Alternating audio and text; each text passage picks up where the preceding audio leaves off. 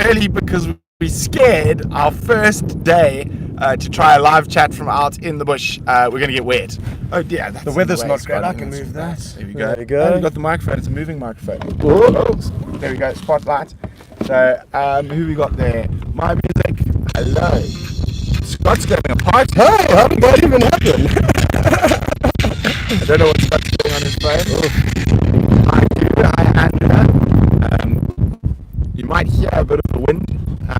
Can you guys hear us okay? We've got a mic sitting off that camera handle there. Here we go. Hello, everyone. Yes, sorry we went live a bit early. The reason is we're worried we might have to call it a bit early because there's a massive storm brooding around. Scotty, can you believe it? Yes, everyone, how exciting. So good to be back with Brent and Vim and back in the Lowveld, having been away for quite a long time.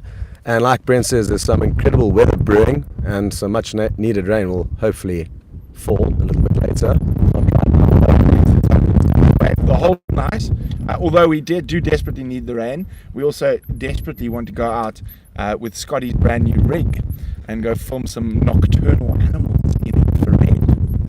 Yes, Vim and Brent have been helping me out with my second rig. So for those of you who don't know me, I've worked with Safari Live and Brent and Vim for many years, and I've Safari Live a year ago, and obviously very sad with your guys' support and with such a solid team with so much kind of background in the industry. I think they're definitely going to at least work out one way or another how to keep going. So exciting times for them as they plan their next adventure. Wait, I want to read that one. We got a good message. Scotty D, the nerd with muscle. I'll take that. Just cup the mic a bit, the wind's bad. Okay. The mic, wind's bag, cup the mic. Do you want me to put a bigger fluffy on him? Vim's not answering. Let's see if I can even. Wait, no, I've got a big fluffy here somewhere. So yeah, everyone, like I said, great to be back up in the Lowveld, spending time with Brent and Vim, and they've been helping me set up the second rig that I've been building. And it was basically from my time spent with you guys with Safari Live that I got exposed to all this awesome technology that you guys get to see, the infrared equipment, the thermal imaging equipment, and as all of you will know, it really does help enhance the experience by providing us to follow animals unobtrusively after dark. And from the moment I first got exposed to being able to use that epic equipment, maybe 3 years ago, when Safari Live started investigating those avenues, I immediately... So guys, 1 second while we just change fluffies. It's going to sound horrible, I apologize. This is the wind fluffy. Oh no. Everyone block your ears. Block your ears while we try to get the wind on. Oh yeah, I'm struggling here. Take a look in the light. There's the wind. Here we go.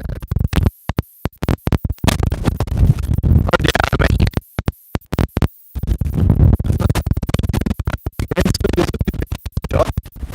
we might have to pass it across to the end. Right? There we go. And you can see it's so fluffy. I give the other fluffy to Vim. Do you want the packet it came from? I put it in the binoculars bag. That should help with the wind. How's that sound, guys?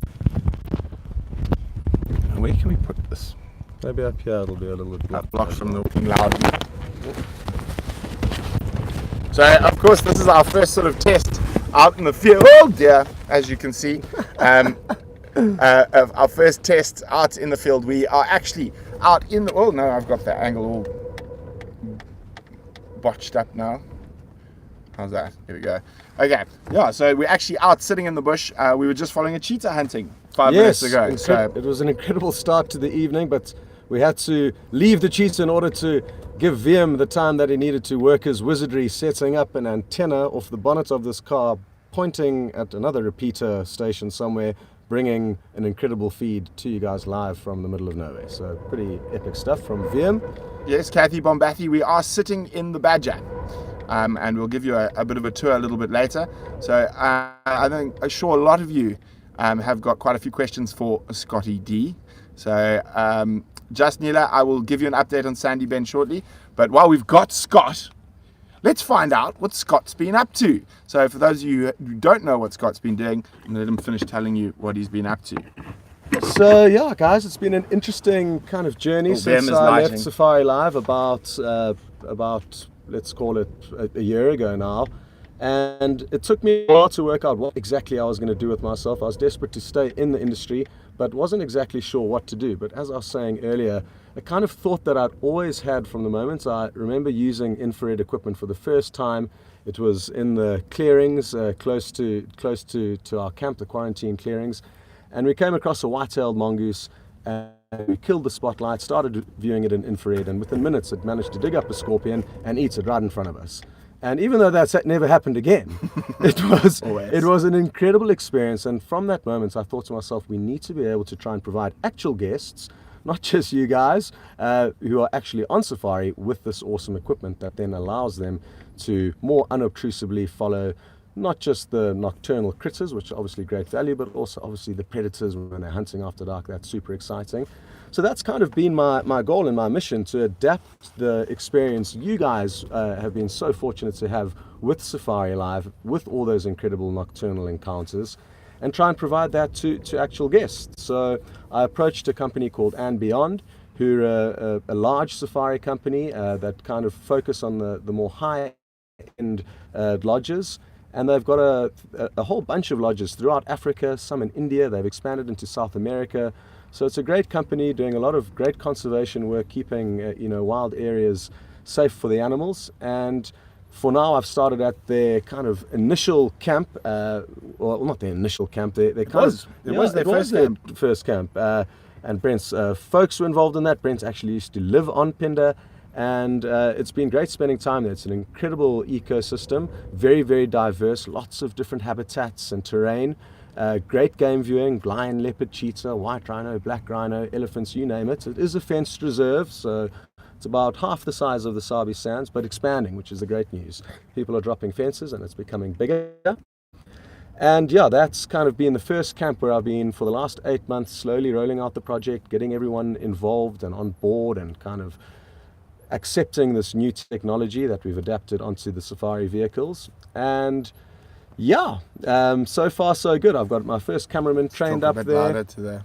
I've got my first cameraman trained up there now, and I've moved on, now building the second rig with Brent and VM's help, and hopefully heading up to one of their camps in East Africa next. So they've got a whole bunch of camps, one in Kenya in the Masai Mara, very close to where we were based when we were up there with Safari Live. It was kind of the next door camp, about 20 minutes away.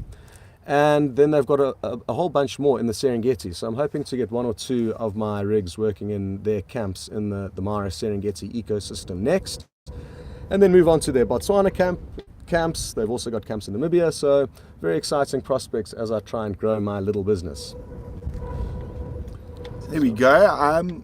There we go. Tanzania, yes. Yes, yeah, just Nelia. You're saying Tanzania, Brent. If you can maybe keep an eye on the questions. I'm watching for you. No, I can't find them on there. I'll feed you questions when they come through. Don't worry. I'll be FC. Okay.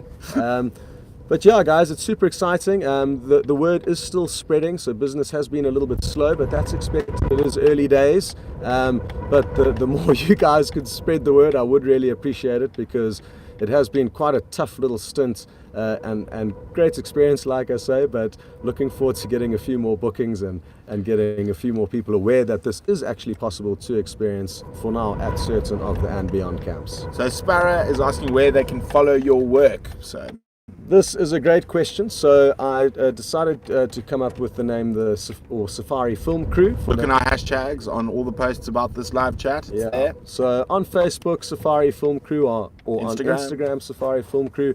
I have just started a YouTube channel, but there's not too much on it, also Safari Film Crew. So I'm beginning to kind of try and add as much content as I can. Painted Wolf, I can't FC links. We're literally out in the middle of the bush. We don't actually have, like I normally do the live chats and VM's in the office and he'll send you through the links. But don't worry, we will be doing another live chat. We just wanted to think how cool it would be sitting right out in the middle of the bush with Scott. Yeah. In our natural environment. But we will do another chat where VM will be able to help put up links and stuff about where Scott is at Safari Film Crew and all that type of stuff as well. Okay, so Wolfie, you said, would I consider coming to the States to try and market it? Yes, that would be great, and something that I would like to do in the future. Awesome. The hyena den's active. So go to the hyena. That's good news. Go check out the hyena den cam. after you finish with this chat. We'll let you know if anything exciting happens, and then you can ditch us. Yeah. So yes, it would be definitely an option to head over to the States. Obviously, it's not cheap to get there, and the next kind of 6 to 8 months, I'm guessing, I'm going to be in the field, going from camp to camp, finding a local cameraman in Kenya, in Botswana, in Namibia, training them up and getting them to continue, running those rigs for me.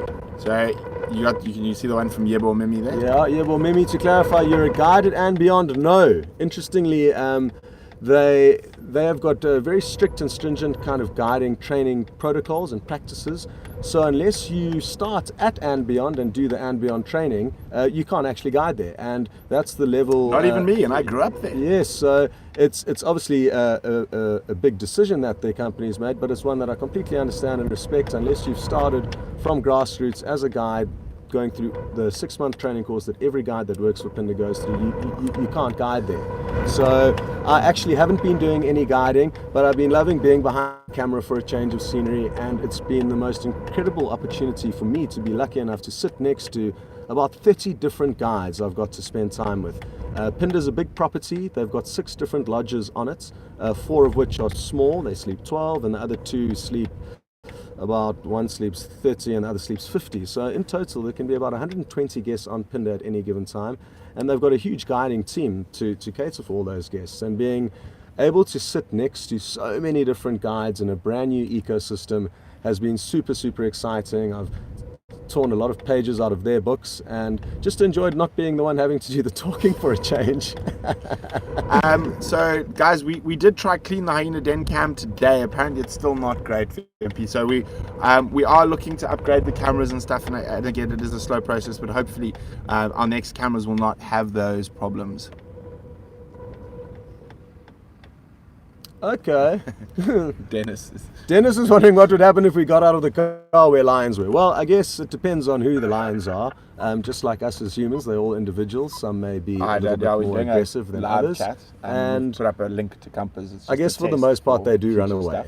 And it's an interesting misconception that a lot of people have, in that they're always concerned on safari about the predators, whereas the predators aren't usually the ones to cause any trouble. It's usually the herbivores like elephants and buffalo and hippo that are far more likely to cause harm to you than a predator. It's not to say that the lions and leopards aren't dangerous, but the bigger threats out there are generally the herbivores. Herbivores and people. Yes, we're our own worst enemy. People are much more dangerous than animals. Everyone gets very confused about that. You're far more likely to get killed by a car in New York City than you are to be eaten by a lion, trampled by an elephant. That is literally, the statistics are unbelievable about how safe it is to be around the most dangerous animals in the world. Yeah, what else? Does anyone know where to follow Scotty? Yes, we just said a little bit earlier that you can follow on Instagram or Facebook or What's YouTube. Beeping? Oh, we've got a beep going on. What's beeping? It could be the battery. Oh, we're having problems with our battery. Did I just switch it off? No, you need to. VM is going to cross-pollinate the batteries. VM knows. There we go. VM has cross-pollinated the batteries, and there we go. Now we do not have a beeping anymore. Rugby results. England to go down next weekend. Sorry, I just saw that. Eddie Jones to lose. So, as I was saying. Okay, from Carol. Nice question from Any Carol. Exciting wild animal encounters? My brother's being cheeky. Live. Yes, I've had some great sightings of lion. The infrared equipment, as you know, I've been trying to use it as much as possible at Pinder, so we've had quite a few exciting lion moments. But interestingly, probably one of the most exciting encounters I've had is that Pinder are reintroducing pangolin onto their reserve. So, as some of you may know, pangolin are the most trafficked animal or mammal on the planet at the moment. It's a major problem, and A lot of these Hi, animals Holly. are getting confiscated in sting operations at airports or at when they're trying to be smuggled. And these pangolin obviously need somewhere safe to be released and reintroduced into the wild. So Pinda have currently started reintroducing some pangolin onto the reserve, and I was lucky enough to actually. Ryan and Dylan are in here now causing trouble. Interesting. We've got some real trolls here. Yeah, Dylan Smith and Ryan Cock are real trolls. They're just pains. So yeah, that's been actually super exciting, being able to get up close and personal filming some pangolin. I was fortunate enough to film a little marketing video explaining to everyone what was going on and the kind of press release for this reintroduction of the pangolin. So that's been an incredible animal that I've been lucky enough to spend some time with. Even though I guess it's not a totally wild encounter, the great thing is that they are being reintroduced to the wild, and there's 2 of them that are currently successfully fending for themselves. They are kept track of very closely with radio tracking devices that are that are kind of drilled through one of their scales, which doesn't hurt them, and then kind of kept on their body. So yeah, that's been probably one of the most interesting things that I've experienced since I've been gone. Very fortunate, because I'd only ever seen 2 in the 10 years that I've been in the industry prior to having been able to spend time with the ones. Strange enough, this is a great place to see pangolin. Yeah, I've seen probably about 6. And I mean, before this year, we didn't spend that much time here. I used to come here on holiday every now and then. Okay, so now we're going to take you on a little tour, because what we are going to do, we're going to hope the weather stays away. So we're not going to chat for too much longer. As I said, we were going to be doing a sort of more formal sit-down chat. And I mean, just put the fluffy on, so I can take and you. thanks so much, everyone. It's just so On a awesome. little tour. So We many will of you chat with to you us, again and yeah, quickly, it but really I'm going to. is very, very exciting. I'm going to flip the camera. Vim is going to be doing lighting. So there we go. You can see this is, and there we go. You can actually see Vim.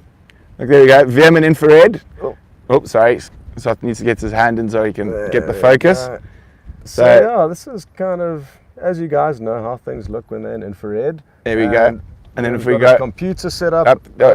Scott's going to take the camera. Set up And he's got earphones on the dashboard of the car, and then above that, can you believe this? There's a tripod with the big antenna. That's where the internet is being sent to you from.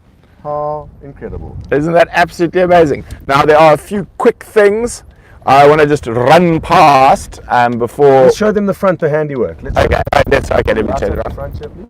So there we go. This is what I'm going to show you. There's the infrared light, and then this is all Scott and Vim been making this beautiful black protective case for the camera, and there's the lens in it. And then, as you can see, it's a bit of a bush mechanic job, because obviously this rig is normally on an and beyond safari vehicle, but we've made a plan to make it work on the Badger. It's my little baby. All those mongoose are alarming again, eh? We've been hearing there's a group of banded mongoose that keep alarming. So I wonder if Sandy Bend isn't just down the drag. Now, just quickly, a few of you are asking about Sandy Bend. We haven't seen her in a while. I think she's on one of the neighboring properties. Hopefully she comes back soon. And then a lot of you are asking about when the next episode is coming out. It will be this coming Sunday. Remember, Sunday nights. Oh, very upset mongoose. Sunday nights for the next episode of The Tale of Two Mothers. But we're going to be hopefully including some nocturnal footage in this week's episode that we're getting out at night with our good friend Scott Dyson. So that's going to be very, very exciting. And as I said, we will be having another chat where we can sit down, or maybe the weather's better and we can do it out maybe a bit earlier when there's a bit of sunlight, out in the bush with you again. And hopefully what this has also given us the great chances that we are going to be able to do a few more maybe live chats from out in the bush. It's a good first test. It's a good first test, and we're really excited that there's been over 450 of you part of this first live test out in the foot. Somebody, Oh, there could be a leopard. somebody told me to blow kisses. Standing by. I didn't get who it was, but there you go. There are your kisses. I've been having a kiss for a while. So that was There's a leopard. Too far away. I don't think we're going to get there in time. Copy. Thanks very much. Yeah, we're quite far away, but we might go. We might go have a trundle in that area. It's Awesome, not guys. Sandy Well, that's Bend. an exciting It's radio a update. new female we only saw for the first time about When did we see her, VM? 3 nights ago. 3 nights ago, 4 nights ago, just before Scotty arrived, we saw a female leopard for the first time. She's not really relaxed, and there's a male leopard there called Shavati. Velma, where are we? Where are you right now? We're on Leadwood. Yes, we're in the northwestern section of Leadwood. So, guys, it's been great, but we're gonna go see if we can go. Drop Scotty's link now. Them's gonna drop Scotty's link to Scotty's YouTube channel. But other There's than not that, much on it for now, but I promise I'll put more on. But Facebook probably has the most content, and Instagram for now. there we go. Crafting with Nadine, we are miles and miles from Hosana, unfortunately. Yes, he's far south in the Sabi Sands. We're actually north of Djuma even.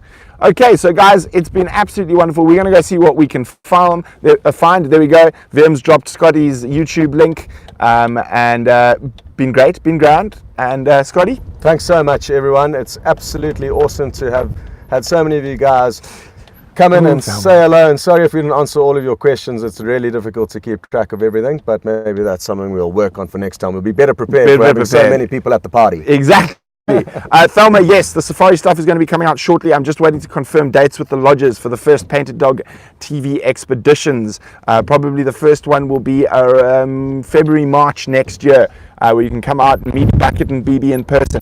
Secondly, we apologize about the Halloween t-shirts not being out yet. There is a problem with our with Teespring, who we use to provide them. They are not letting us upload the content. So I've actually spent a good few hours today trying to find another way to get them uploaded. So I might do the Halloween t-shirts on another platform, but I will keep you guys updated. It's been all the batteries beeping, so it's definitely time to go. It's been great. Cheers, everyone. Cheers, guys. Thanks so much. Bye.